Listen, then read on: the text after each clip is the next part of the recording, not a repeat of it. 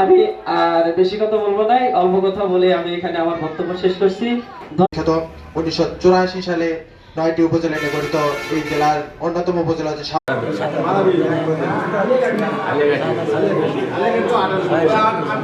প্রতিষ্ঠান আপনারা করতে চান কি না, আর যদি করেন কি বোঝেন আপনারা।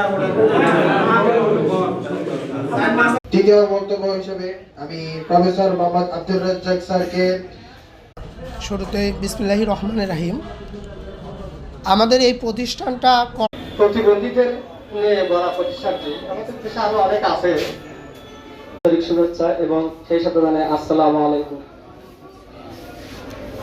তরফ থেকে শুভেচ্ছা অভিনন্দন জানাই, সেই সাথে রিহ্যাবিলিটেশন আর আমারও 6 নম্বরে